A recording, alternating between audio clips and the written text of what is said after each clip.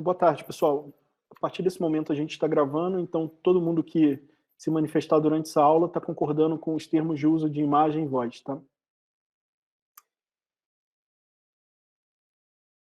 Só lembrando, a gente vai fazer muito uso nessa aula do Octave, então eu peço para vocês abrirem o dispositivo de cálculo de vocês, seja o Octave Software no computador, seja o Anoc no celular ou o Cocalc online, porque a gente vai precisar deles durante a aula, tá? A aula de hoje vai tratar da eliminação gaussiana, que eu sei que é um tópico que não é novo para nenhum de vocês. Mas eu tenho a séria desconfiança, para não dizer a certeza, que a maneira como a gente vai ver isso aqui hoje, vocês nunca viram dessa forma. Vocês já viram a eliminação gaussiana na escola, talvez no curso de álgebra linear, como um método para resolver sistemas lineares. Mas aqui a gente vai ter que ter um certo cuidado, porque a gente tem que pensar que esse método aqui vai ser usado no computador.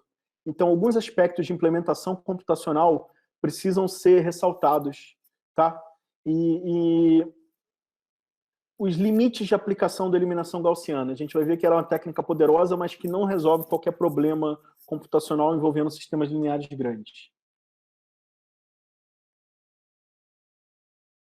As limitações dela vão ser dadas principalmente por tempo de processamento e quantidade de memória, como a gente vai ver. Vamos recordar, aula passada, a gente viu alguns sistemas lineares especiais, né? Alguns sistemas que tinham uma certa estrutura bonitinha na matriz. Por bonitinho, quer dizer o quê? Você tem uma certa geometria na matriz que facilita resolver o sistema linear. Por exemplo, na aula passada a gente viu sistemas diagonais e sistemas triangulares, né?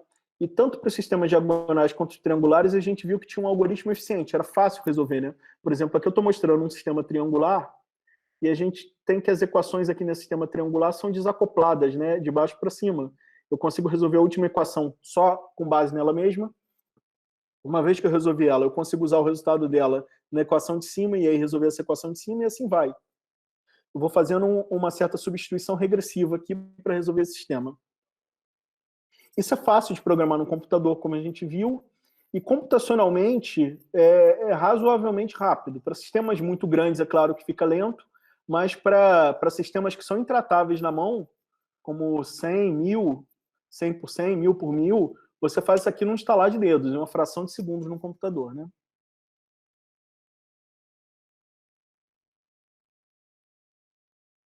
A gente só estudou na última aula sistemas estruturados em formato triangular e em formato diagonal. Mas em aplicações do dia a dia de ciências e engenharias, você se depara com outros sistemas especiais que têm estrutura em banda, por exemplo. Ele tem 3 diagonais, 5 diagonais e o resto é tudo zero. Tá? E outras estruturas especiais, às vezes em seta, assim, uma banda com uma linha nessa coluna e nessa, ou assim, outras estruturas que têm muitos zeros, que facilitam o armazenamento, você gasta menos memória, porque você não precisa guardar os zeros, e também que dá para desenvolver algoritmos espertos. Mas a gente não vai estudar nesse curso aqui, por ser um curso introdutório, essas outras estruturas especiais, tipo banda, seta, etc. A gente vai estudar agora é como lidar com um sistema desse, que não tem mais uma estrutura especial, mas ele é assim, é cheio. O que eu quero dizer com cheio? Em geral, todas as posições da matriz são diferentes de zero. Você pode até ter um zero ou outro aqui nesse sistema, mas você não tem uma estrutura de zeros bem definidas, como aqui, como você tem um triângulo de zeros. Ou no caso do sistema diagonal, você tem um triângulo acima e um abaixo de zero. Tá? A aula de hoje quer responder a seguinte questão: como proceder no caso que eu tenho um sistema cheio? Como é que eu resolvo isso de modo sistemático?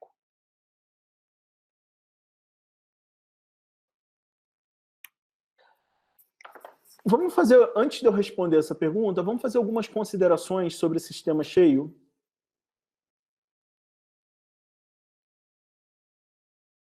Eu vou assumir que, por cheio aqui, eu estou considerando uma matriz sem uma estrutura especial, sem muitos zeros estruturados aqui, tá?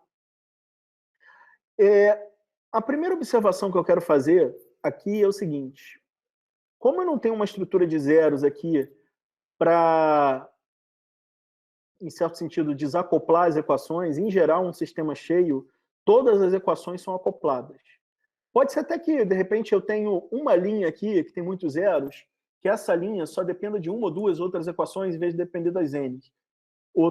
Das n menos uma outras equações. Mas, em geral, aqui, cada equação envolve todas as variáveis, então ela depende de informações de todas as outras para ser resolvida. Eu não tenho aquele desacoplamento que eu tinha nos sistemas especiais. Tá? Como é que a gente lida com um sistema desse? É, obviamente, muito mais complicado que aqueles sistemas especiais. Mas tem uma forma sistemática de lidar com ele. Tá? A forma sistemática é a eliminação gaussiana, que a gente lembra que é um método direto. Né? O que é um método direto? É aquele que, num número finito de etapas, me resolve o sistema linear. E, se eu não tiver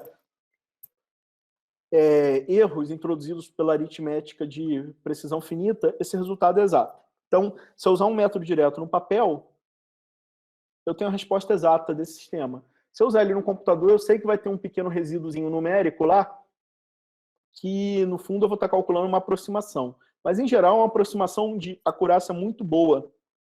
Tá? Pelo menos na maioria dos casos. Em alguns sistemas muito grandes, ou com números ruins, vamos dizer assim, essa acurácia pode ser deteriorada e a gente vai ver exemplos aqui nesse curso. Mas, nas condições normais de temperatura e pressão, a eliminação gaussiana te dá um resultado bem acurado. Tá? Tanto que ela é o método padrão para resolver sistemas lineares gerais.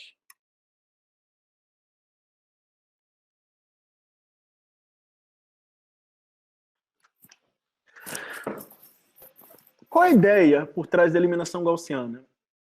Em princípio, a gente não sabe resolver um sistema cheio, mas a gente já sabe resolver um sistema triangular, não é?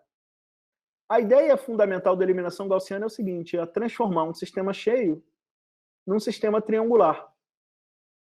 Mas não é em qualquer sistema triangular, é um sistema triangular que a gente chama de equivalente ao sistema original, que tenha a mesma solução que o sistema original. Então, a ideia é fazer uma sequência de operações no sistema original no sentido de transformar ele num sistema triangular, mas preservando a solução. A gente chega num sistema triangular que tem a mesma solução do sistema original. E um sistema triangular a gente já sabe resolver, né? A gente pode fazer por substituição. Aqui eu estou ilustrando a transformação de um sistema cheio num sistema triangular superior. Então, esse sistema aqui, eu posso, uma vez que eu transformei isso nisso, eu posso resolver isso aqui por substituição regressiva, né? E vou chegar na resposta X do sistema original seguindo esse procedimento. Vamos ver um pouquinho mais de detalhes aqui? Como é que eu posso transformar um sistema cheio num sistema triangular? Essa é a pergunta-chave da aula, né? Isso não é novidade para vocês. A gente sabe que a eliminação gaussiana é feita com auxílio de 3 tipos de operações elementares, né? Quais são as operações elementares que eu estou autorizado a fazer num processo de eliminação gaussiana? Eu posso trocar linhas de posição ou colunas equivalentemente, né? De uma matriz estendida. Eu pego a matriz A, pego o vetor B e coloco eles numa matriz que não é mais quadrada, é retangular. Ela tem a matriz A aqui nas n primeiras linhas e n primeiras colunas, e na última coluna, ela tem o quê? Ela tem o vetor B. Eu posso trocar linhas aqui nessa matriz sem alterar o resultado, né? Por quê que eu posso fazer isso? Imagine que eu vou trocar a linha 1 com a linha 27. Então, fiz essa operação, eu posso desfazer. Então, como é uma operação reversível, essa troca de linhas não vai alterar a solução desse sistema linear, né? Se o sistema original AX igual a B tinha uma certa solução, quando eu troco a linha 1 com a linha 27, esse sistema novo que eu obtive a partir dessa troca de linhas tem a mesma solução que o anterior, né? A segunda operação elementar que eu posso fazer aqui sem alterar a solução é multiplicar uma linha ou uma coluna por uma constante não nula. Por exemplo, eu posso pegar a primeira linha, eu posso pegar a linha 10 e multiplicá-la por 5. Como eu posso dividir nesse novo sistema a linha 10 por 5 e voltar para o sistema anterior, essa operação é reversível, isso não altera a solução também.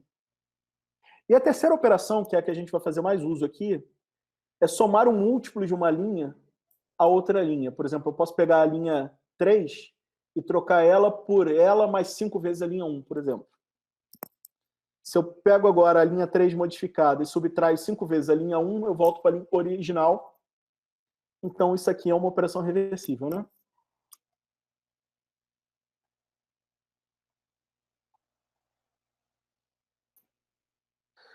Vamos ver aqui uma ilustração gráfica como esse processo opera? Eu vou fazer primeiro operações no sentido de zerar todo mundo que está abaixo dessa primeira entrada aqui da matriz. Eu quero zerar quase todas as entradas dessa primeira coluna aqui. Eu só vou deixar como não nula essa daqui. Quando eu faço isso com o auxílio dessas operações elementares aqui, especialmente dessa última, o que acontece é que todas essas outras entradas aqui são modificadas, de modo que eu estou representando isso por outra cor, né? Eu, para zerar todas essas entradas aqui da primeira coluna, eu vou ter que modificar também a operação que eu faço aqui, tem que ser feita nas outras entradas, nas demais colunas, né? A partir da segunda linha. Então, eu vou alterar todos esses números aqui. Por isso que agora eu estou chamando essa matriz aqui de, em vez de A, uma matriz A 4 til, e esse vetor, em vez de B, eu estou chamando ele um vetor B 4 til. Eu agora, a primeira linha não muda mais, eu vou fixar a segunda linha e vou tentar zerar agora os elementos que estão aqui abaixo dessa entrada aqui, na segunda coluna. E para fazer isso, eu tenho que operar em todas essas outras linhas. E ao fazer isso, eu altero novamente os valores que estão aqui, tá? Nessa terceira, quarta, quinta linha, etc. Você vê que a matriz A 4 til agora virou uma matriz A 3 til e o vetor B virou um vetor B 3 til. É um outro vetor B e uma outra matriz A. E se eu continuar nisso, eu continuo alterando essa matriz, esse vetor, até que eu chego na última linha, tá? Essa estrutura aqui no final é triangular, né? Você vê que todas as linhas abaixo da primeira foram alteradas até eu chegar nessa estrutura triangular. Essa estrutura final eu vou chamar de A til e B til. Se você voltar aqui atrás, ó, a gente saía de um sistema AX igual a B e chegava num sistema A til X igual a B. O que esses dois sistemas têm em comum? Só que o X que resolve o da esquerda é o mesmo X que resolve o da direita. Alguma dúvida sobre isso, pessoal? É uma ideia que vocês já conheciam, né? Só que, em vez de ilustrar isso aqui com contas, eu estou ilustrando isso graficamente. Alguma dúvida?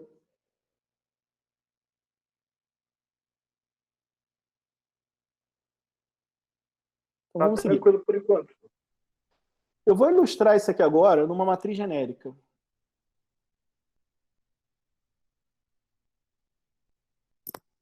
Eu vou ilustrar isso numa matriz genérica. Eu tenho uma matriz estendida aqui. Tá, aqui está A, e eu coloquei uma linha aqui, coloquei o vetor B aqui. Vocês estão vendo que surgiu um índice 1 azul aqui em cima? Eu vou usar isso aqui só para poder ter uma referência nas etapas do processo de eliminação, tá bom? Esse 1 aqui, ele vai ser representado do sistema original, tá? Qual o primeiro passo da eliminação gaussiana? Eu tenho o sistema original, eu vou pegar a linha 1, coluna 1, a entrada da linha 1, coluna 1, que está aqui, em vermelho, e vou usar ela como pivô para o quê? Para limpar todas as entradas na primeira coluna que estão abaixo desse pivô. Tá? Como é que eu faço isso? Por exemplo, eu tenho aqui a entrada...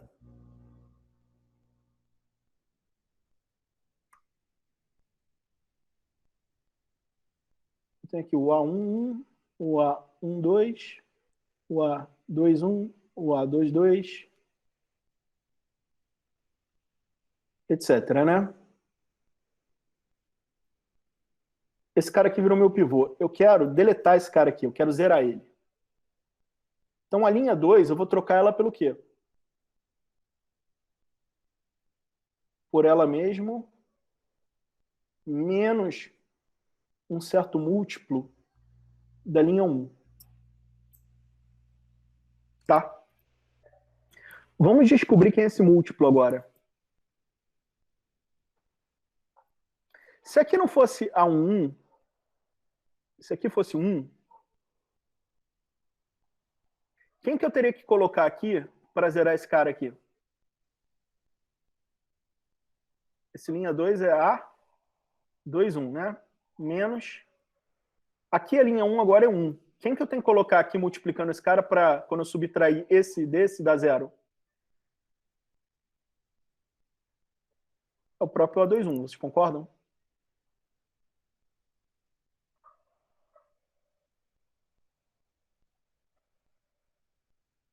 Agora vamos voltar para o mundo real. Isso aqui foi o mundo da suposição. É o número 1 que está aqui? Não, é o número A11, não é? Se eu pegar essa linha 1 e dividir por A11, quem fica aqui? Aí vira 1, não é? Aí basta eu colocar esse aqui na frente, não é? Vamos ver se vocês concordam que se eu colocar esse multiplicador aqui na frente do L1,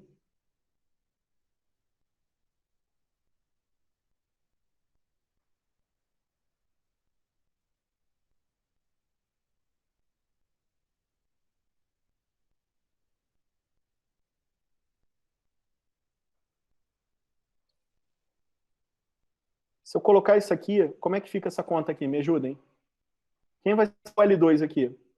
A21 menos A21, A11. Quem é o L1 aqui? A11. Isso cancela com isso cancela com isso. E eu fico com zero. Concordam? Isso é para a primeira coluna só, né, professor? Isso é para a primeira coluna, exatamente. Eu estou fazendo a linha 2 assim.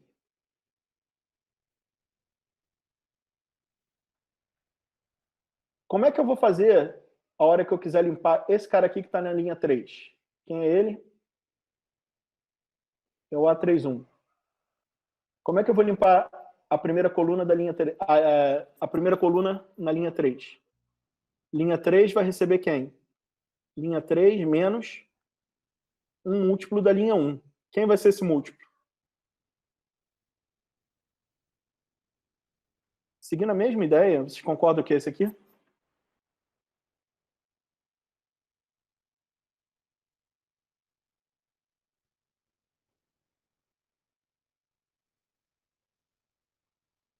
Se eu generalizar essa ideia na linha I, para eu construir a próxima linha I aqui, quem que eu vou ter que fazer para zerar aqui?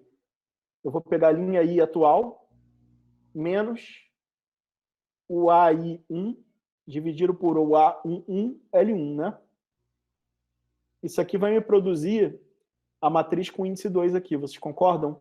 Que tem todas as entradas abaixo do pivô da primeira linha iguais a zero e modificou todas as demais, porque essa operação que é feita aqui, para zerar esse cara, ela tem que ser feita nesse cara aqui sem zerar ele, nesse sem zerar ele, às vezes até zera, mas em geral não, né?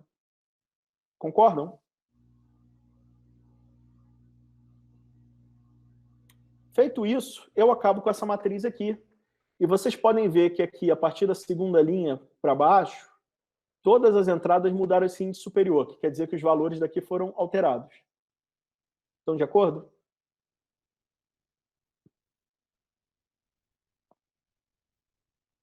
Se a gente der segmento, eu agora vou elencar esse cara aqui como um novo pivô.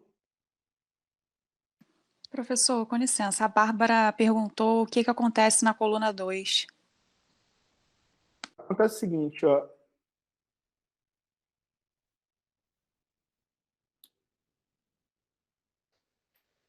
Vamos ver aqui, Bárbara, essa linha aqui, tá bom? Eu vou operar na primeira coluna aqui. Aqui é o A21, então, né? Menos o A21, A11. Quem é o cara da linha 1 que vai entrar aqui? A11. Ó, esse cara aqui é esse. É o linha 2, né? O linha 1 é esse. E tem esse fator aqui, né? Isso aqui vai dar zero.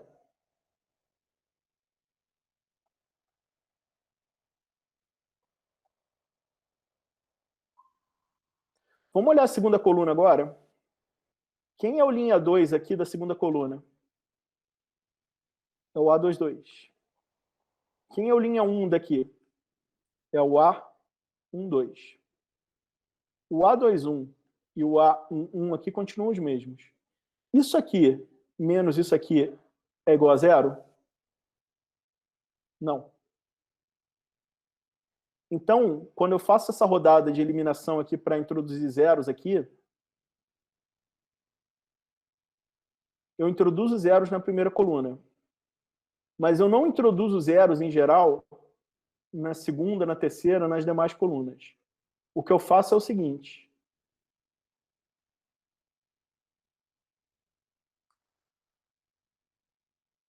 Eu altero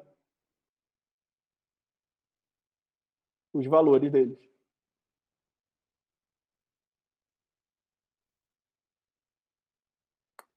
Estão de acordo?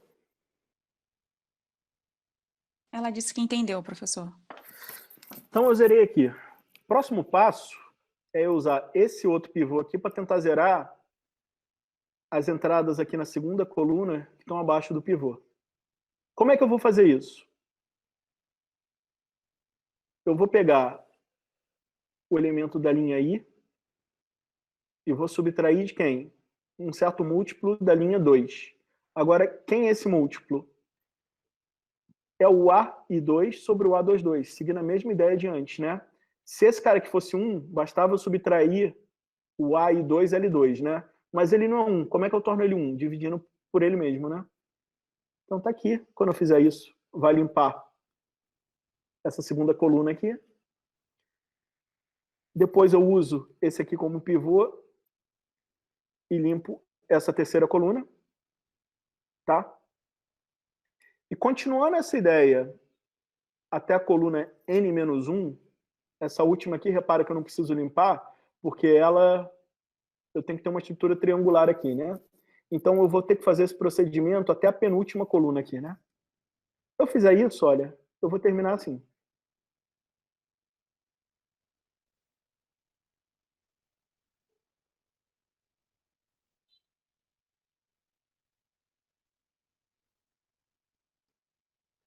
De um modo geral, essa aqui é a regra da eliminação gaussiana. Eu tenho N-1 etapas na eliminação gaussiana, ou seja, se eu tenho um sistema 10 por 10, a minha eliminação gaussiana vai ter 9 etapas. Tá? Na etapa K mais 1, na etapa seguinte, a minha linha I vai receber quem? Ela na etapa anterior, menos um certo múltiplo da linha K, que é quem? AIK sobre AKK. Isso aqui é uma generalização dessa ideia aqui que vocês viram aqui, né? Alguma dúvida sobre essa fórmula? Que agora eu quero colocar ela num computador.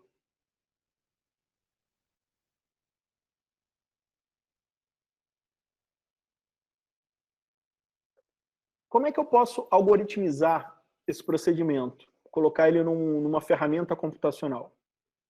Uma rotina para eliminação gaussiana, que é o que eu estou querendo mostrar um algoritmo genérico aqui, ela recebe a matriz A e o vetor B.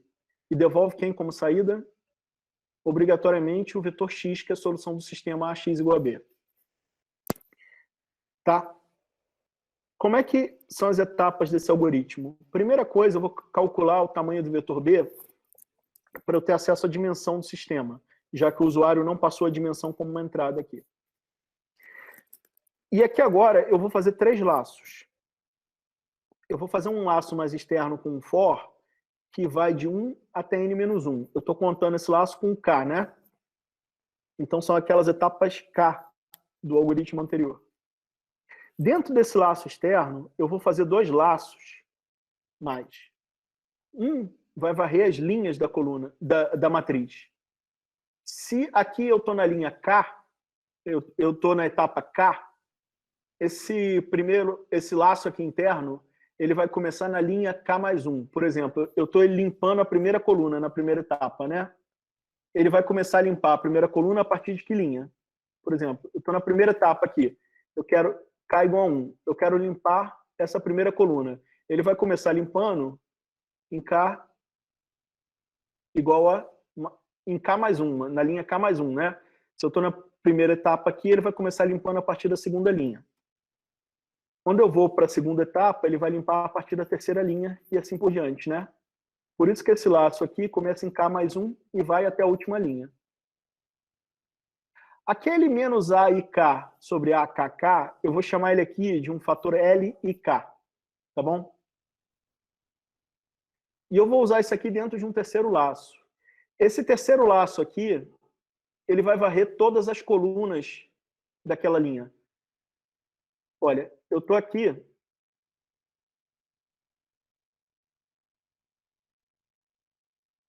Eu vou limpar aqui agora, né? Para limpar aqui, eu tive que fazer conta nessa coluna, nessa, até a última. Depois nessa, depois aqui.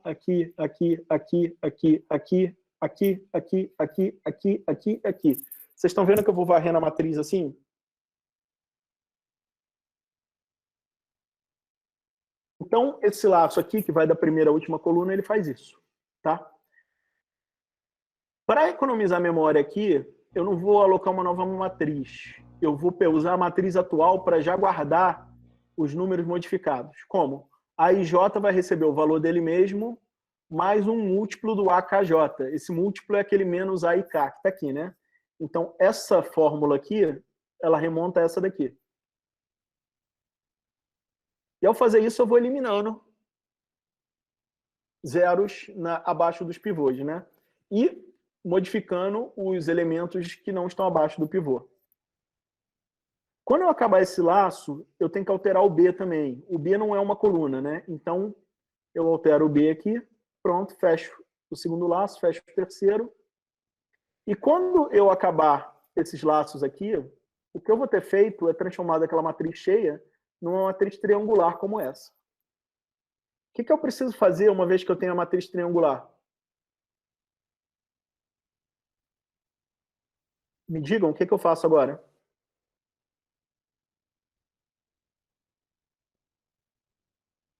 Agora você usa aquele programa que você mostrou na última aula. Qual programa? Me diga.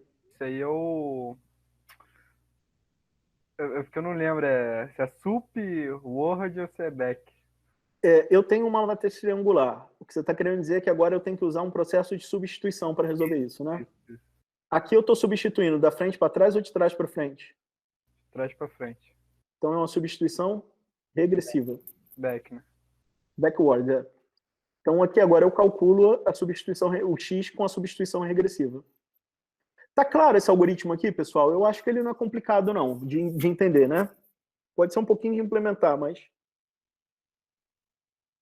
Tá claro? Eu vou mostrar isso em Octave agora. Eu só quero fazer uma ressalva. Esse algoritmo aqui, ele é pedagógico. Ele é simples, eu tentei botar ele o mais simples possível para ele ser fácil de entender. Ele está longe de ser o mais eficiente do ponto de vista computacional. Por quê? Porque ele tem muitos laços. O laço começa a tornar o programa lento. Repara que aqui dentro desse laço externo, eu faço 2 outros laços. Então, eu vou ter que fazer muitas operações aqui. Concordam? Tem como reduzir um laço desse. Mas isso é um dever de casa que eu vou deixar para vocês no final da aula, tá? Vamos transformar isso aqui num algoritmo Octave, num programa Octave? Está aqui. Function Gauss recebe A, B. E retorna X, retorna o A e retorna o B. Você vai, professor, por que você está retornando o A e o B se a resposta do problema é o X? Isso aqui é um código pedagógico, então eu vou retornar o A e o B por razões pedagógicas. A gente altera o A e o B, não altera? Então eu estou botando eles aqui na saída para vocês verem no final a matriz A e o vetor B alterados. Tá? O que eu faço aqui dentro? Calculo a dimensão do vetor B para pegar a dimensão do sistema linear. Faço um primeiro laço de 1 até n menos 1. Um segundo laço onde o i vai correr de k mais 1 até n. Na primeira linha desse segundo laço, eu calculo aquele fator multiplicativo para fazer a eliminação. Abro um terceiro laço, com j correndo de 1 até n. Altero a matriz A segundo aquela regra lá. fecho esse laço, altero o vetor B segundo a mesma regra, fecho o laço, fecho o terceiro laço. Quando eu terminar a execução desse laço, eu devo ter uma matriz triangular e um vetor B modificado.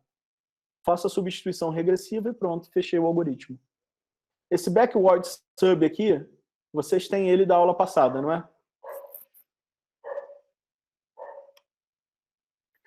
Eu quero fazer agora um experimento computacional, pessoal. Mas antes de eu fazer o experimento computacional, eu vou resolver esse sistema aqui na mão, no braço, no quadro, tá bom? Para a gente recordar como isso é feito.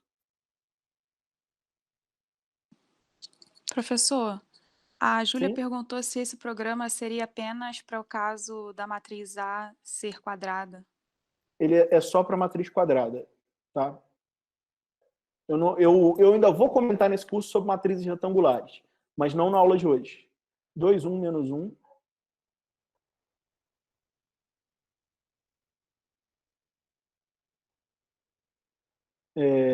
Menos 3, menos 1, 2. Professor, pode copiar o código que está lá no AVA e salvar Pode? um minuto? Pode. Menos 3, menos 1, 2. Menos 2, 1, 2.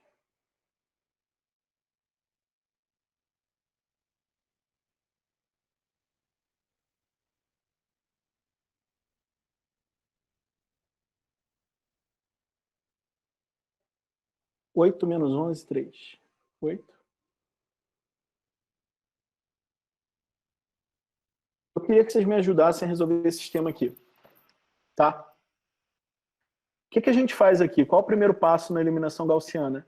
É colocar isso na forma de uma matriz estendida. O que é a matriz estendida?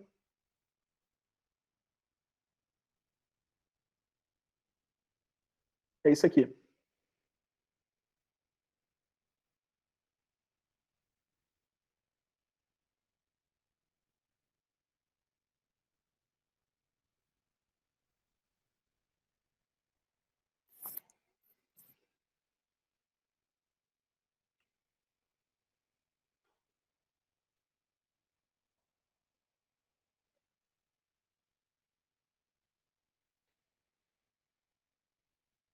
Eu quero obter uma nova matriz estendida aqui após uma primeira rodada de eliminação. Na eliminação gaussiana, a linha 1 eu não vou modificar, não é? Então, como é que vai ser a linha 1 aqui de baixo?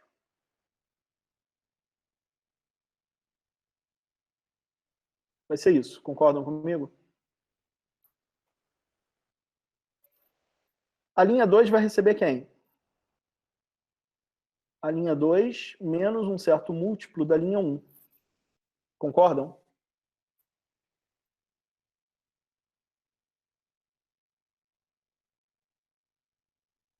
Esse múltiplo que eu tenho que colocar aqui, pessoal, eu vou tentar zerar essa posição aqui e essa, usando como pivô esse 2 aqui. Tá? Então, como é que eu vou operar aqui para limpar esses caras aqui? Quem é o múltiplo que eu tenho que colocar aqui?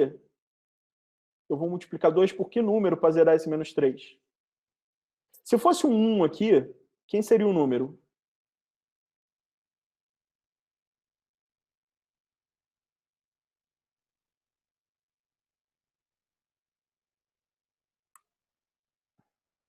Se fosse um 1 aqui em vez do 2, era só eu fazer o quê? Colocar ele próprio aqui, não é? Agora não é um 1, é um 2. Então, se eu dividir por 2, ó, vê se vocês concordam que mais 3 meios vezes a linha 1 aqui, zero isso aqui. Concordam comigo ou não?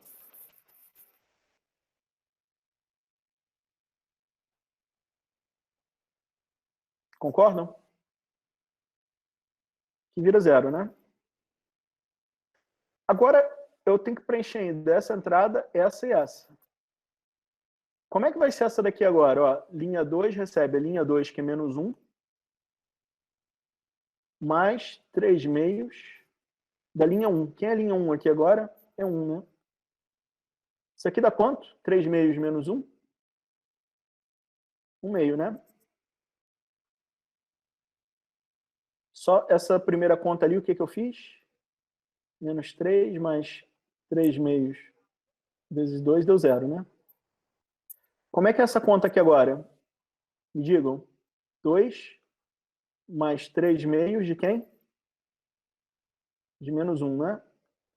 Então dá menos 1 meio. Mais 2 dá quanto? 1 meio, né? E aqui agora? Menos 11 mais 3 meios do menos 11, não é? Não, é menos 8 vezes 8, né?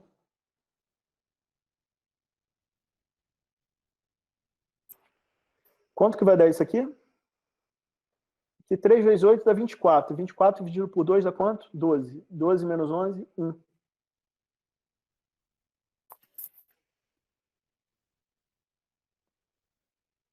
Vocês acompanharam até aqui?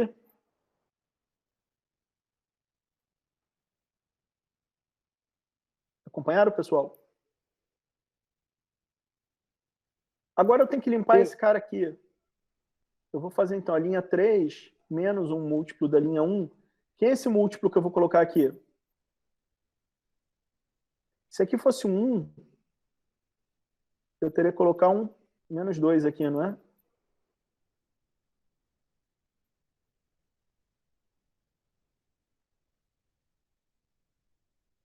Então, vê se vocês concordam que aqui, ó, nessa entrada aqui, vai ser um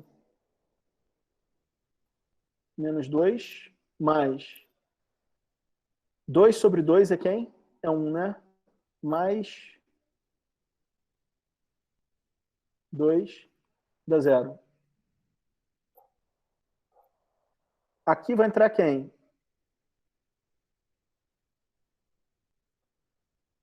Aqui vai entrar um 1 mais 2 vezes um 1, né? Vai dar 3, né? Aqui vai quem? 2 mais 2 vezes um 2. 4 mais 2, 6. E aqui vai ser um 3 mais 2 vezes... Eu errei aqui, pessoal. Seria 1 e 2, né, professor? O 0 aqui está correto. Vamos ver. Aquele ali está correto. Eu usei o elemento da linha 2 em vez de usar o da linha 1. Aqui, então, fica linha 3 é 1, mais 2 vezes... Quem é esse cara aqui na linha 1? É 1. Então dá 3 mesmo. Aqui é 2, mais 2 vezes... Quem é esse cara na linha 1? Menos 1, né? Dá 0, né? E aqui dá 3 mais 2 vezes 8. 16 dá 20, né? Conseguiram acompanhar?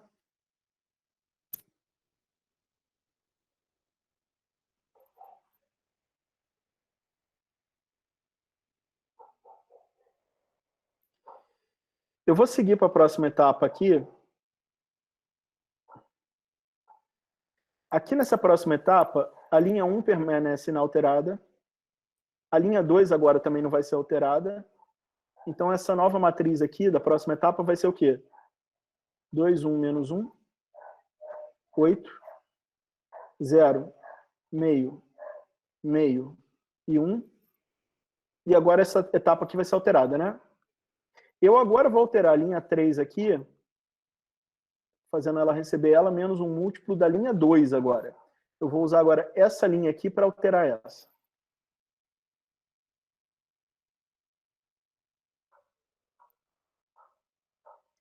Eu vou botar um meio aqui embaixo e um 3 aqui, não é? Isso dá quanto? 6, né? Vamos ver essa conta aqui? 3 mais menos 6 vezes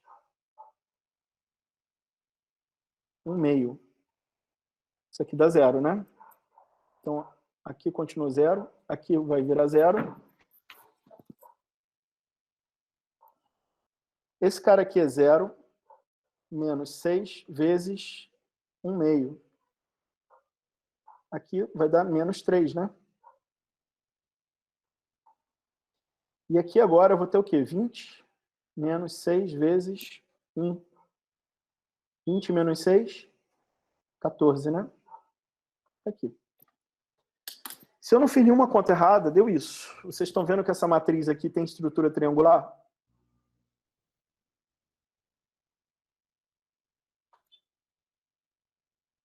Superior?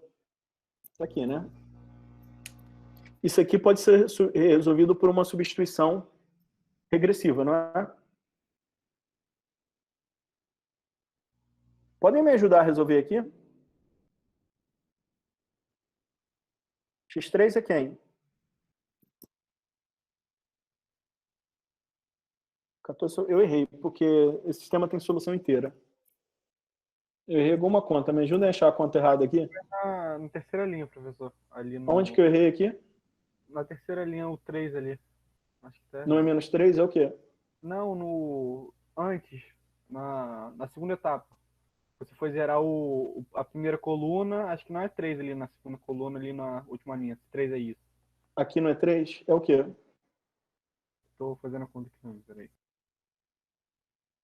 Professor, eu tinha encontrado 2, 1 e 11. 2, 1 e 11 aqui? Isso. Também. Tá. Eu reconto. Aqui tá certo, tá?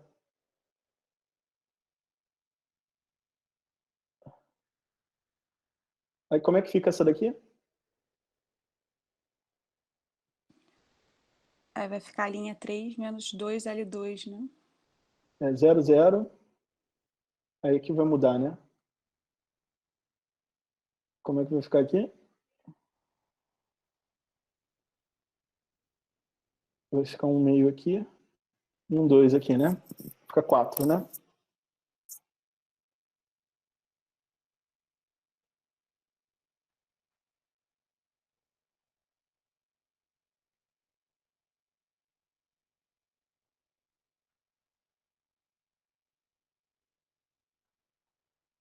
Menos 1 aqui, né?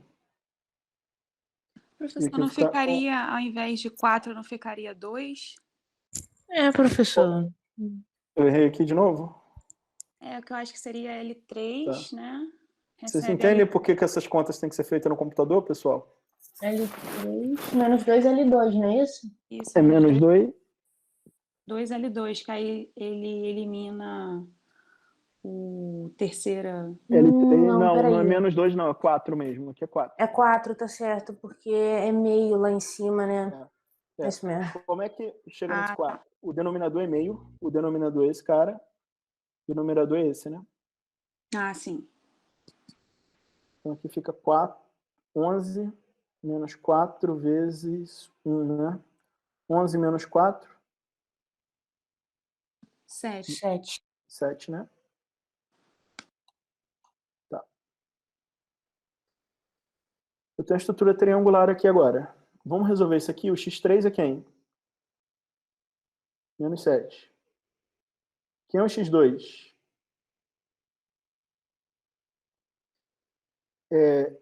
Vamos multiplicar por 2 essa equação aqui para facilitar. Fica x2 mais x3 igual a 2. Aqui é menos 7. Vou passar para lá, x2 vai dar 9. E o x1? Vai dar 2x1 mais 9 mais 7 igual a 8. 9 mais 7, 16. Quando eu passar para lá, vai dar menos 8, né? Menos 8 dividido por 2 dá menos 4. Se não tem nenhuma conta errada, a solução é essa. Menos 4, 9, 7. Toda errada. 2, 3 e menos 1. Vocês entenderam a ideia, pessoal?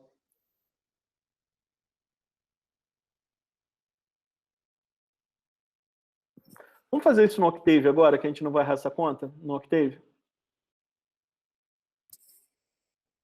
Porque, professor, no vetor B, né, do exercício computacional, o último elemento é -3, né? E no exercício que o senhor estava fazendo tá como 3. Aí eu copiei o sistema errado aqui no quadro, né? Foi o B, o vetor B. Então, peraí, isso é fácil corrigir. Aqui é -3, né? Isso. Tá. São -3 aqui. Aqui vai dar o quê?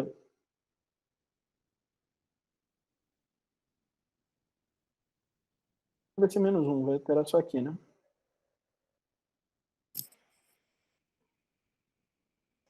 -3. -4 vezes 11. Dá -14, né?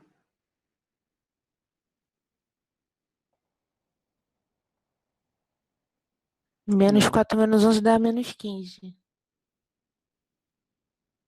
Mas a solução não é essa. Vamos deixar essa conta aqui. Acho que o primeiro também tá certo, o primeiro? Porque o x3 é -1. 8 tá certo. Deveria ser 1 aqui, a resposta, para dar -1 como resposta. Bom ou tá errado? Isso que ilustra o seguinte. Vocês estão vendo que até um sistema simples desse a gente erra na mão, né? Aqui está a rotina Gauss, aquela que eu mostrei lá. Eu vou copiar no chat para vocês.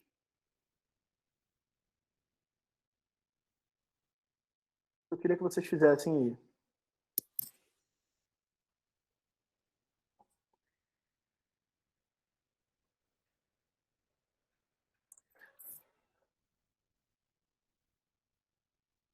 Copiem essa rotina, salva ela no arquivo gauss.m, ou se você tiver no Cocalc ou no Octave, coloca ela, ou no Anoc ou no Cocalc, coloca ela numa célula assim. Vai dar um erro aqui, porque tem que colocar aqui também a backward sub. Deixa eu pegar ela aqui na outra aula.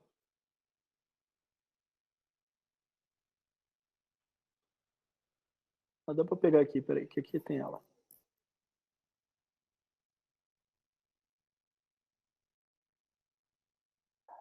Eu vou colocar ela aqui, ó. Tá aqui a backward sub para vocês.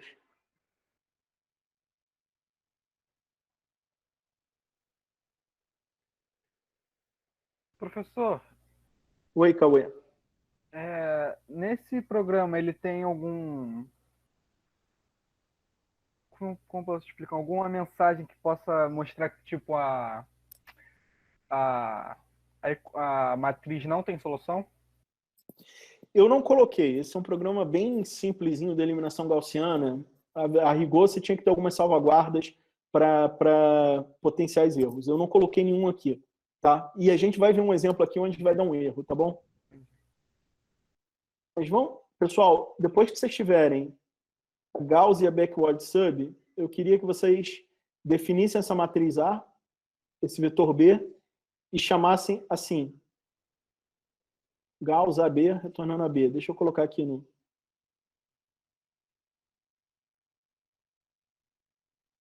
E eu vou fazer isso aqui no Cocalc, tá bom? Eu, depois de colar aqui o backward sub, eu vou executar ele. Shift Enter. Eu vou executar o Gauss, Shift Enter. E aí agora, eu vou colocar esse primeiro exemplo aqui e dar um Shift Enter. Mas eu gostaria que vocês fizessem aí primeiro.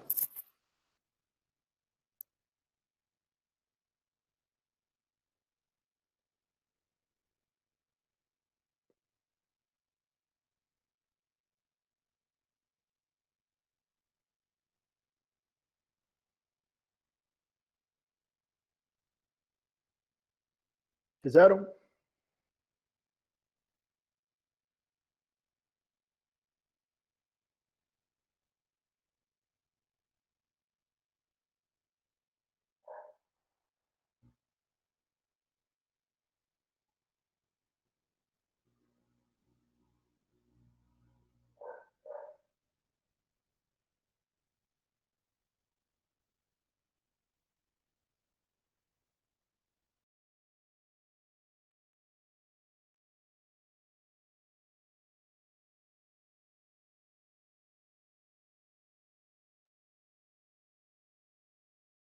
Oi, pessoal.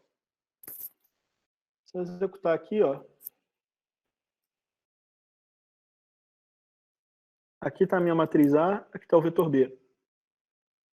Aqui está o x, 2, 3, menos 1, que é aquele lá do slide, né?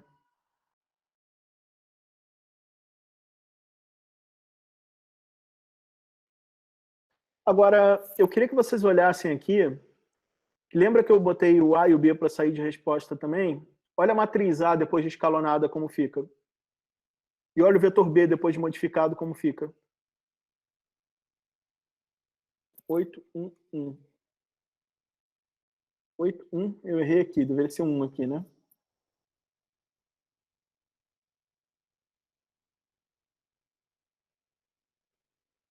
Que eu não sei que número que é. 2, meio, menos 1, meio, menos 1. Tá, essa matriz aqui tá certinha, né? Eu errei só aqui, nessa conta do último aqui, né?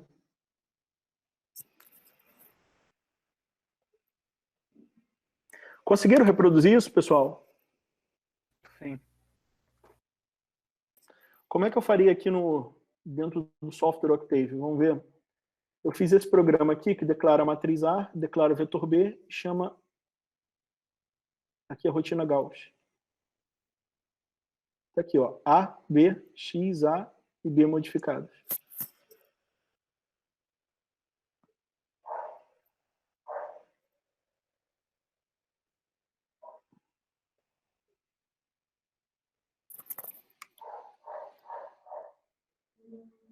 Alguma dúvida, né, nisso?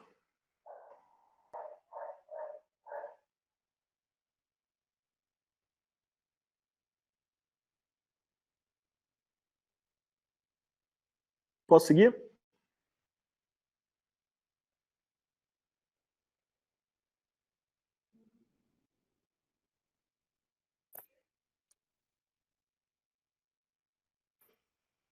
Vamos fazer um outro exemplo agora.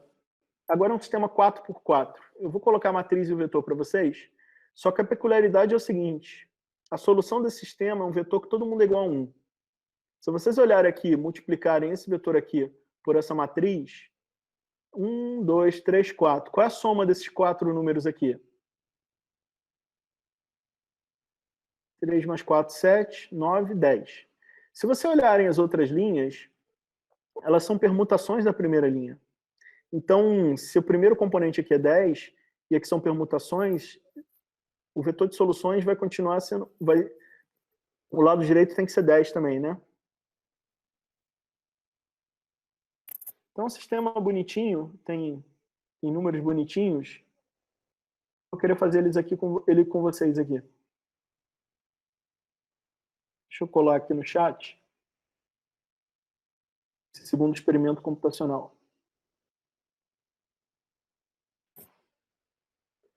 Coloquem ele aí, executem no Cocalc, no Anoc ou no Octave. A gente sabe que tem que dar 1, 1, 1, 1, né? Se a gente fizer aqui, ó, A, B, olha o X calculado. Professor, eu acho que o código que o senhor colocou foi o exemplo 1 novamente. Foi o exemplo anterior. Isso. Epa, desculpa.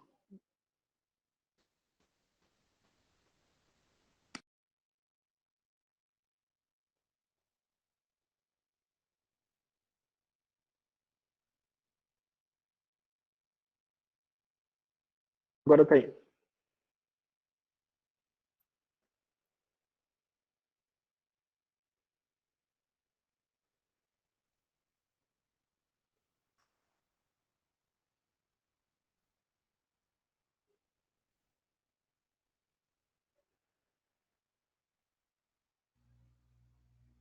Eu vou chamar a atenção de vocês para uma coisa aqui. Vocês estão vendo essa matriz escalonada aqui? Vou usar ela aqui no Octave para ficar maior.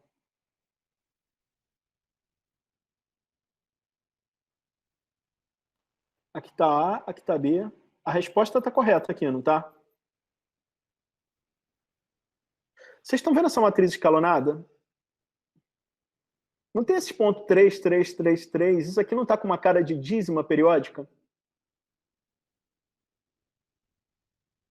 Quantos dígitos eu precisaria para representar esse número de maneira exata aqui?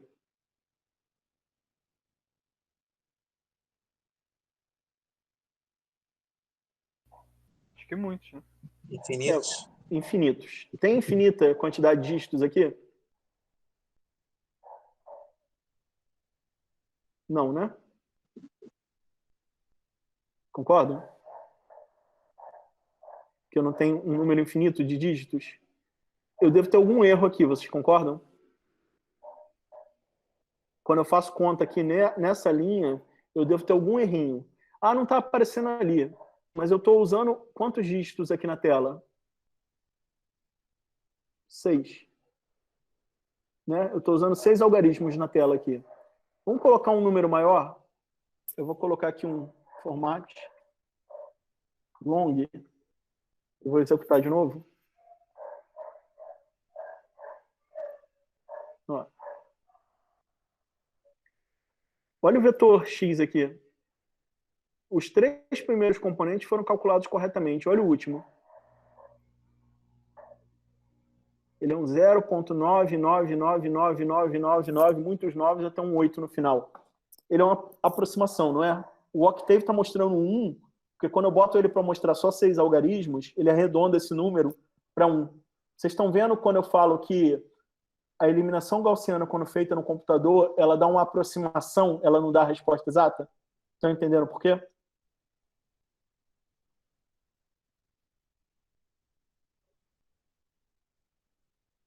Tá claro, pessoal? Deixa eu executar de novo aqui, que eu acho que agora ele vai caber numa tela só. Ó. Esse x4 aqui, ele é obtido como? Dividindo esse número aqui, tem cara de dízima, né? Sobre esse número aqui, não é? Isso aqui tem cara de menos 5, né? Concordam? Isso aqui também, né? Estão vendo? Por isso que eu quis mostrar esse exemplo, porque nele a gente consegue ver que a solução não é exata. Ela tem um pequeno errinho de ponto flutuante. No caso anterior até foi, mas nesse não. Tá?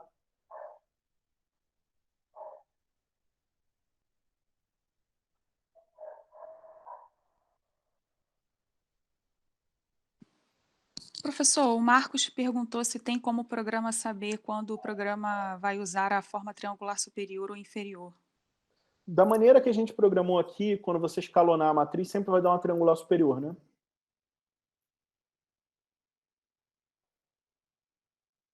O programa não sabe isso sozinho.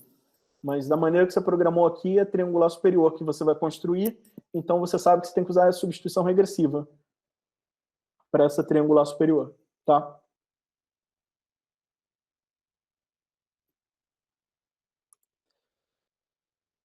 Pode ir para o próximo exemplo, pessoal?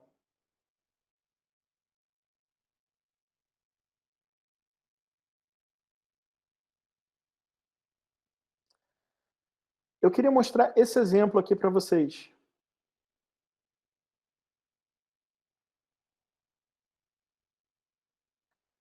A matriz está aqui, números inteiros bonitinhos, o vetor B é 1, 2, 1, e a solução desse sistema aqui é o quê? 1, menos 1 e 1. Tem solução única. Se você ver esse determinante aqui é diferente de zero.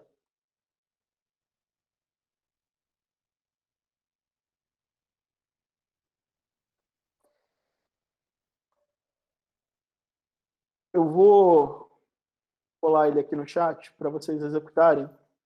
Vocês executem, por favor, e me digam o que acontece no cálculo dessa solução.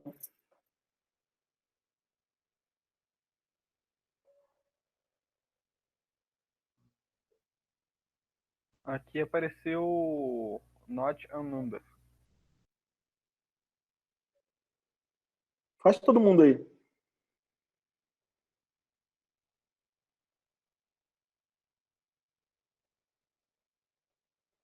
Professor, eu copio e colo no Cocalc e não aparece nada. Vamos ver aqui. Você já executou esse e esse aqui no Cocalc? Ah, não, perdões, eu vou... Tem que dar um Shift Enter aqui e um Shift Enter aqui para o Cocalc entender o que é essa função e o que é essa, tá? Ah, tá, tudo bem. Tá aqui no slide, né? Tá aqui, eu coloquei no chat. Se você pegar aí para cima, você consegue pegar isso, copiar e colar direto no Cocalc. Ah, achei. Obrigado. Desculpa. Se eu executar aqui, pessoal, olha só. A, B, bonitinho aqui, né? Qual foi a solução que vocês obtiveram? Not a number. N a N.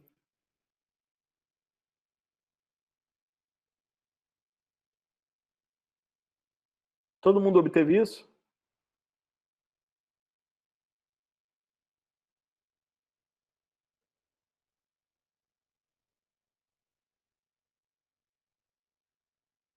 Algumas pessoas responderam que sim, professor, no chat. Qual o problema aqui, pessoal? Alguém tem alguma ideia?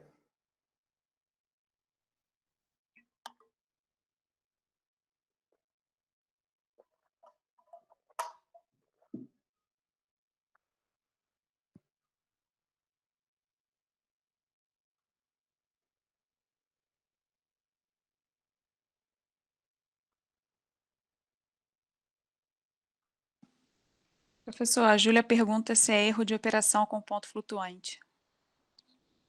De certo que é. Mas qual erro? Vocês sabem qual é?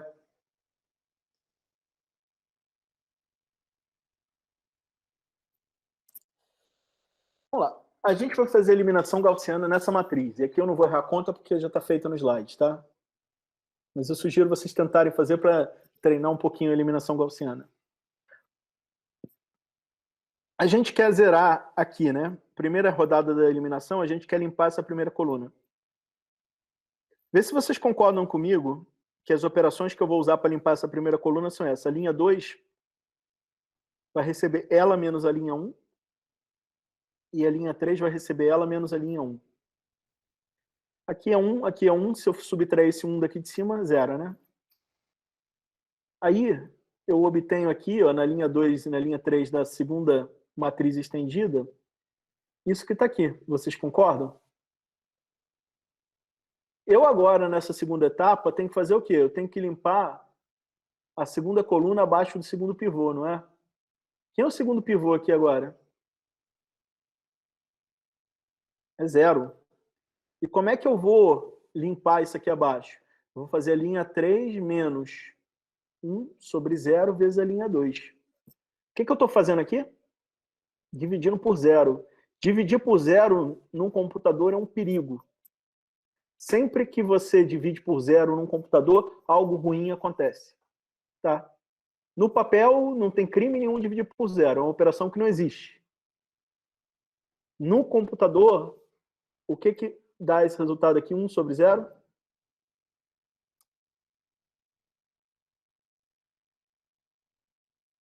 O que acontece se eu vier aqui no Octave?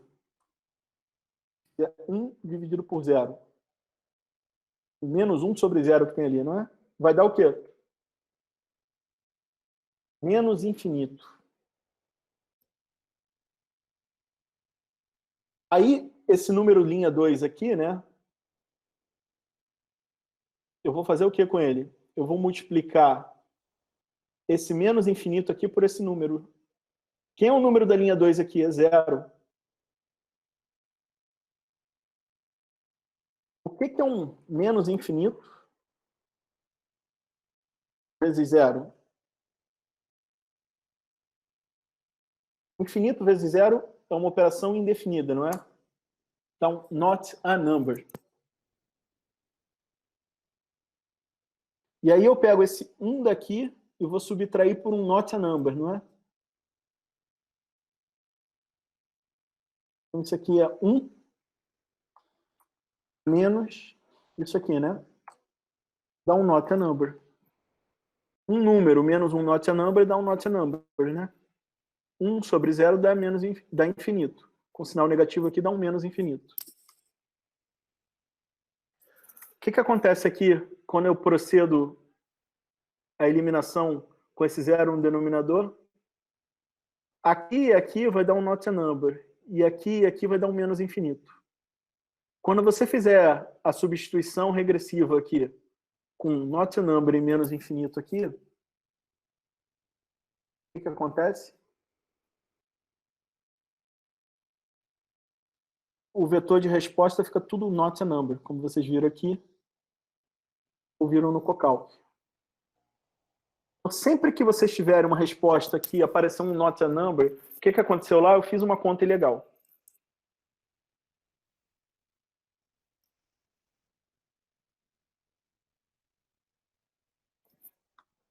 Tá? Ou você fez uma operação indefinida dessa, ou fez alguma conta ilegal. Aqui. Isso, em computação numérica, pessoal, acontece o tempo todo. Por quê? Porque às vezes a gente não presta atenção em pequenos detalhes desse e acaba programando uma coisa dessa que dá errado. Qual o problema aqui? Qual o problema com o meu programa aqui? Alguém pode dizer?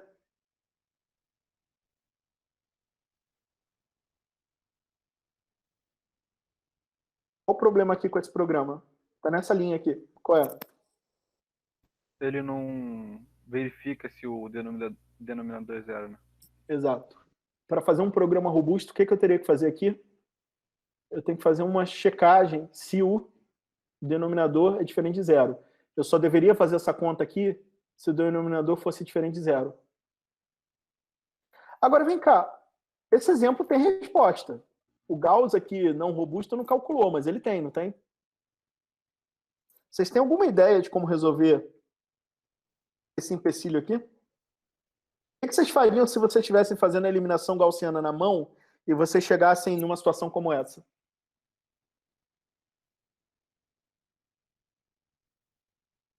que você faz? L3 menos L2? Não.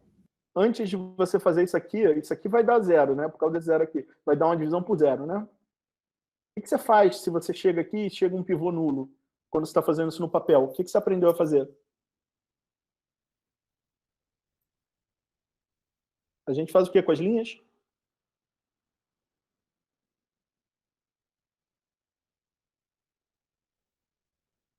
Troca as linhas, não é? Se você trocar essas duas linhas aqui, o que vai acontecer?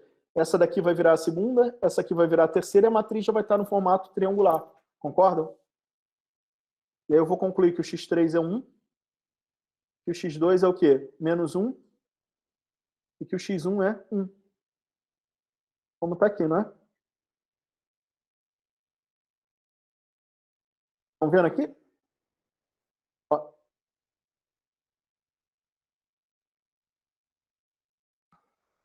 Eu cheguei numa matriz que é 1, tudo 1 na primeira linha.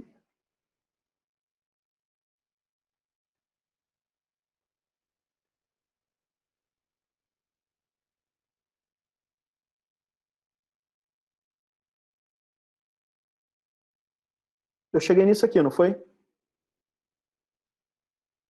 Em vez de tentar usar isso como pivô, eu posso fazer o seguinte aqui agora.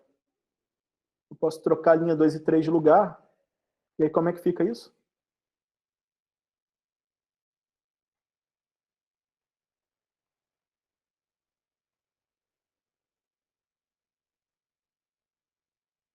Isso aqui está no formato triangular, não está?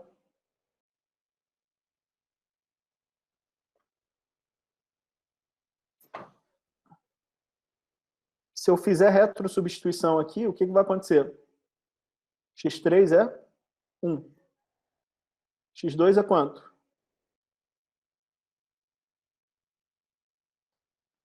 Espera aí que eu acho que eu copiei errado aqui. Aqui é 1, 1, 0. Aqui não é 1, aqui é 0, né?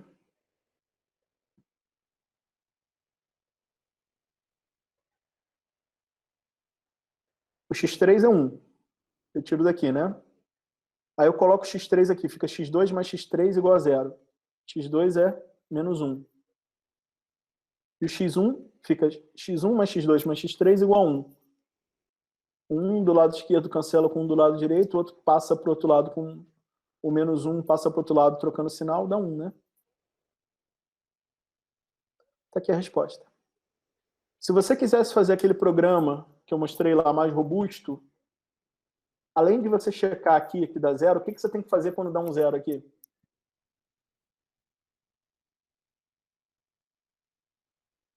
Trocar linha, né?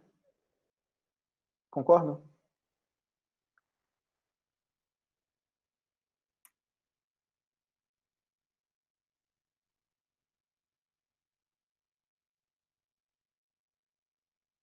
Tá claro isso aqui, pessoal?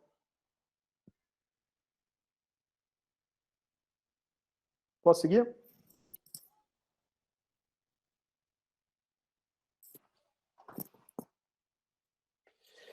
Eu vou deixar para vocês pensarem em casa 2 exercícios. Pensa num algoritmo mais eficiente para implementar a eliminação gaussiana. O que eu quero dizer por mais eficiente? Que faça menos laços. Vocês têm 3 laços naquele programa. Dá para eliminar um dos laços. Pensa um pouquinho. E que use menos memória. Tá? Dá para também tentar usar menos memória lá. Tem uma etapa que eu estou fazendo ali na conta, por razões pedagógicas, que não é necessária. Tá? Eu estou fazendo um dos laços indo de 1 a n, que dá para reduzir o número de contas ali. Segundo exercício é o seguinte, pensa numa modificação para esse programa eficiente que possa resolver esse problema da divisão por zero. Tá? Na próxima aula, a gente vai ver como fazer essa segunda etapa aqui. Mas hoje eu vou deixar como um dever de casa para vocês pensarem. Tá? O que eu quero fazer aqui agora? Eu quero pensar em termos de uma análise de custo computacional. Que nem eu fiz aquela para o sistema triangular, lembra? Tempo de CPU e uso de memória. Eu quero fazer a mesma análise aqui agora para eliminação gaussiana. Só que eu vou, antes de começar a análise, lembrar que a eliminação gaussiana tem 2 fases. Uma fase que eu vou chamar de triangularização, que é o que ela faz nessa triangularização? Ela transforma a matriz cheia numa matriz triangular superior. E depois eu faço uma substituição. Então, o custo total da eliminação gaussiana é o custo disso mais o custo disso. Eu vou começar analisando esse custo aqui, até porque esse aqui a gente já fez na aula passada. Quanto era o custo computacional da substituição? Quantas operações eu fazia numa substituição? N ao quadrado, vocês lembram? Eu quero saber agora quantas substituições eu faço numa triangularização.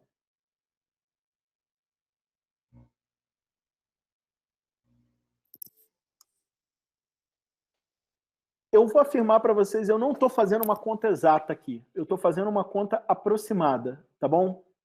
Mas eu estou contando aqui o número de divisões, o número de multiplicações e o número de subtrações que eu faço nesse algoritmo. Eu não faço adições aqui, né?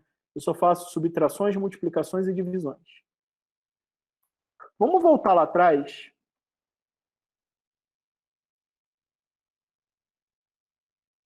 Quantas divisões eu vou fazer aqui? As divisões estão aqui, né?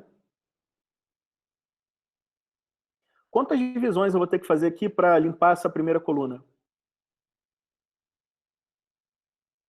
Eu vou fazer uma para o A21, uma para o A31, etc., até uma para o AN1.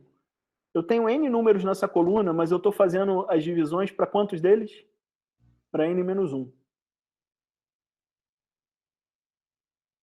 Concordam? Para a segunda coluna, esse número aqui eu não vou mexer, esse eu não vou mexer. Para a segunda etapa, eu vou ter que fazer um número de divisões igual a N-2. Depois N-3, N-4, etc., até 1 aqui na última, né? Então, essas divisões que estão contadas aqui,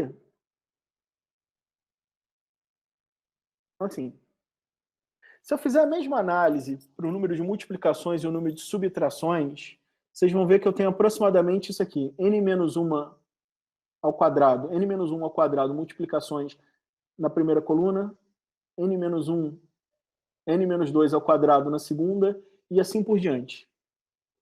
Tá?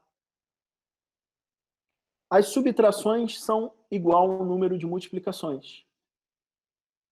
Então, se vocês fizerem essa soma aqui, vocês estão vendo que cada uma dessas parcelas aqui depende de n, não é? O resultado final disso aqui vai depender de n. Isso aqui é um polinômio de grau 1 em n. Cada parcela aqui é um polinômio de grau 1. Eu estou somando... Quantas parcelas aqui? n-1 parcelas em n, não é? Quando eu fizer essa soma aqui, isso aqui vai dar um polinômio de grau 2. Isso aqui são polinômios quadráticos em n. Quando eu somar isso aqui n menos 1 vezes, eu vou ter uma expressão cúbica em n. Idem aqui, eu vou ter uma expressão cúbica em n aqui também. Se eu somar aqui o n quadrático daqui, com n cúbico daqui, com n cúbico daqui, eu vou ter uma expressão final que é um polinômio de grau 3. Eu fazer essa conta aqui em detalhes, ela é muito trabalhosa, tá? Então, eu vou colocar o resultado aqui direto. Eu sei que são polinômio de grau cúbico, e o coeficiente desse cúbico é 2/3. Então, eu vou dizer que esse flops aqui, ele é assintoticamente igual a 2/3, tá? 2/3 para n muito grande, o termo quadrático, linear, etc., aqui não influencia muito. É como se eu fizesse o seguinte, qual a idade do universo? 14 bilhões de anos, não sei quantos dias, não sei quantas horas, não sei quantos minutos, não sei quantos segundos. Faz diferença quando eu falo da idade do universo eu querer dizer dias, horas, minutos, segundos? Não. Quantas operações eu faço aqui para resolver um sistema linear, para eu fazer essa triangularização, para n muito grande? As informações adicionais que o n quadrático, o n linear e o termo constante vão dar, elas não interferem muito. Quem controla a ordem de grandeza do número dessas operações é esse termo aqui. Então, eu vou aproximar o custo aqui por 2/3 de n ao cubo. Tá? E, dessa forma, o custo da eliminação de Gauss, eu vou dizer que é 2/3 de n ao cubo. E vou colocar aqui, por razões pedagógicas, o n ao quadrado daqui, da substituição, embora isso aqui não seja significativo diante disso. No fundo, o custo aqui é quase que integral desse 2/3 de n ao cubo. Já em termos de memória, quantas entradas de memória eu preciso para armazenar um sistema cheio? Eu preciso armazenar a matriz A, o vetor x e o vetor b. O vetor x e o vetor b têm n entradas. Então, esse 2n aqui corresponde à memória que eu preciso para o x e à memória que eu preciso por b. O sistema é cheio, então eu preciso de quantas entradas para ele? N em cada linha, n vezes n ao quadrado. Tá? Então, está aqui o custo em termos de CPU e o custo em termos de memória da eliminação gaussiana para resolver um sistema cheio, né? Alguma questão, pessoal?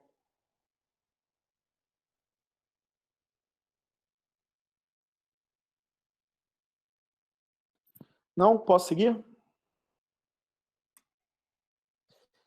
Eu vou fazer aqui agora aquela mesma análise de tempo de CPU que eu fiz para um sistema triangular, tá? Considerando um computador de 10 anos atrás, que fazia 12 gigaflops por segundo, e um computador de hoje que faz 52 gigaflops por segundo. Esse número de flops aqui da eliminação gaussiana, eu estimei com essa fórmula daqui. 2/3 de n ao cubo mais n ao quadrado. Tá? O 2/3 de n ao cubo é o que dá ordem de grandeza. Então, se é 10 a quinta, 10 a oitava, 10 a 11, 10 a 14, quem controla isso é aquele termo cúbico. Tá? Esses coeficientes aqui da frente sofrem alguma influência do quadrático, mas não altera a ordem de grandeza. Então, eu vou mostrar aqui uma estimativa de quantas operações eu preciso, e aqui uma estimativa de quanto tempo levaria há 10 anos atrás e quanto tempo levaria aproximadamente hoje. Aproximadamente, porque eu já comentei que tem questões de acesso de memória que interferem nisso, mas que eu não estou levando em conta aqui. Eu estou querendo ter uma estimativa de quanto tempo demora, se é minutos, se é frações de segundos, minutos, horas, dias, séculos, tá? Então, vamos lá. Um sistema 10 por 10 é feito em frações de segundos. Era feito em frações de segundos há 10 anos atrás e ainda é. Um 100 por 100 também, um 1000 por 1000. Um sistema 10.000 por 10.000 com eliminação gaussiana ele já levava em torno de 1 minuto há 10 anos atrás e hoje leva em torno de 13 segundos, 10 segundos. Tá? 6 vezes mais rápido, mais ou menos, né? Um sistema 100.000 por 100.000, há uma década levava em torno de 15 horas, agora leva em torno de 4 horas. Um sistema 1 milhão por 1 milhão, há uma década atrás, levava mais de um ano, né? Hoje está levando 150 dias, aproximadamente. 150 dias é o quê? 5 meses.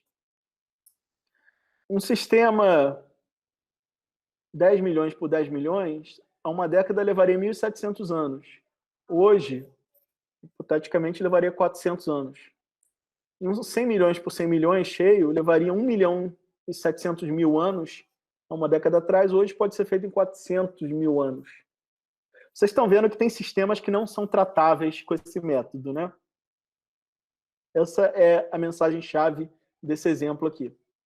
Mas a gente viu na aula passada que o custo de CPU não é tudo. Eu tenho que saber se eu tenho memória para poder guardar esse sistema para poder fazer essa conta, né? Essas aqui em vermelho são inviáveis. Você não pode esperar um ano para ter uma resposta, né? 150 dias tem problemas de pesquisa que levam, mas um ano é inviável, né? Agora, será que esse sistema 1 milhão por 1 milhão, né, esses 100.000 por 100.000, que leva algumas horas aqui, é viável em termos de memória? Vamos ver aqui uma estimativa de uso de memória. Aqui tem a dimensão do sistema. Aqui tem uma estimativa do número de entradas que você vai precisar. E aqui tem a estimativa do uso de memória. Sistema 10 por 10, 1 kilobyte. 100 por 100, 80 kilobytes. 1.000 por 1.000, 8 megabytes. Agora, quando eu vou para um 10.000 por 10.000, já vai para 700 megabytes. Aqui já é uma quantidade de memória não desprezível, né? Quando eu vou para um sistema 100.000 por 100.000, já vai para 75 megabytes. Você já saiu do domínio do computador de mesa e já está num supercomputador aqui, né? Um sistema 1 milhão por 1 milhão cheio precisa de 7 terabytes de memória. Supercomputadores têm isso aqui. 10 milhões por 10 milhões, cheio, já tem uma quantidade de memória que computador nenhum no mundo tem. Tá? Para computação dia a dia, então, qual é o nosso gargalo aqui? Dezenas de milhares, né? Porque tem um tempo razoável, minutos, horas, e tem uma quantidade de memória que dá para pagar com um computador de mesa, né? Acima disso, só supercomputadores. E, muito acima, nem supercomputadores, né? Eu só quero fazer uma observação. Felizmente, vocês estão vendo que um sistema cheio demanda muito mais CPU e muito mais memória que um sistema triangular, que é aquele sistema especial da aula passada, né? A boa notícia é o seguinte: sistemas muito grandes, tipo milhão por milhão, centenas de milhões por centenas de milhões, mesmo centenas de milhares por centenas de milhares, esses sistemas raramente ou nunca aparecem em formato cheio. Problemas que tem esse tipo de sistema, esse tipo de dimensão, as matrizes deles têm estruturas especiais. Elas são em banda, elas são diagonais, tá? Então, felizmente, sistemas muito grandes não vão demandar tanto CPU, vão demandar muito também, mas não vai ser um fator tão alto quanto esse aqui da eliminação gaussiana. Mesmo, você também usa outro tipo de método para lidar com sistemas grandes assim, tá? Porque a eliminação gaussiana não é viável para eles, tá? O que acontece quando você tem um sistema grande demais, ou um sistema, não é nem milhão por milhão, mas a gente está vendo que com um computador de mesa, aqui o 10.000 por 10.000 já toma muita memória, né? Então, se eu tiver que fazer um 50.000 por 50.000, que está um caso intermediário aqui, que vai levar horas, eu posso não ter memória suficiente. O que se faz nesse caso? Você não usa um método direto, como é a eliminação gaussiana, você usa um método iterativo, que é aqueles que eu comentei que não produzem uma resposta exata, eles produzem uma resposta aproximada, eu perco a acurácia. Porém, eu consigo ter uma resposta. Você está vendo que com o método direto não é viável ter uma resposta. Então, é uma relação custo-benefício. Eu sacrifico a acurácia em nome de ter uma resposta que eu não teria com o método direto, né?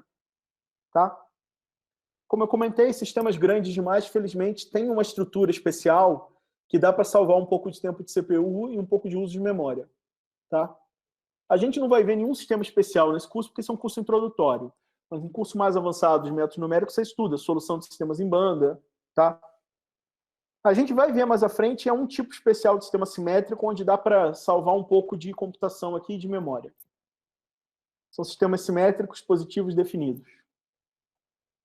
E, novamente, eu volto a enfatizar, quando você lida com um sistema linear grande, o método numérico a ser utilizado não pode ser escolhido de qualquer forma.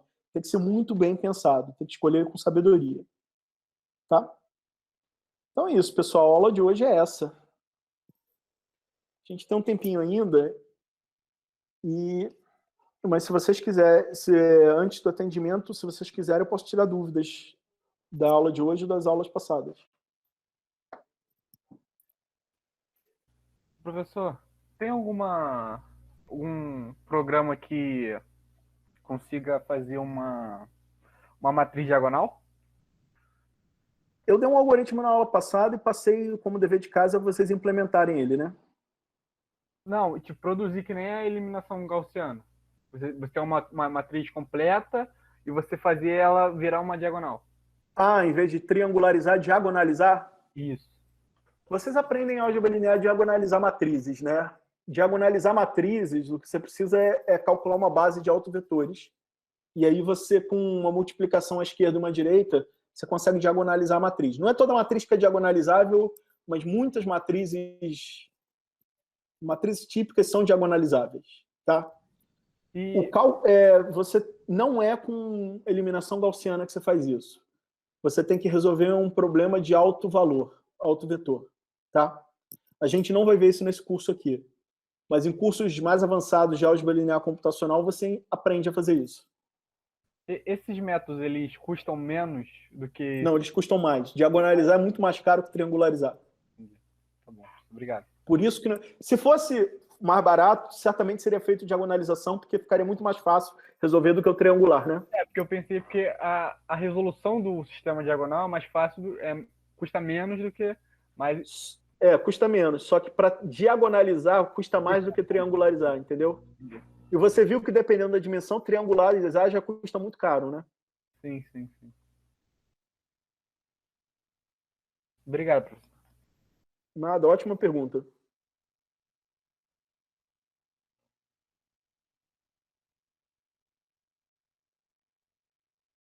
Mais perguntas, pessoal?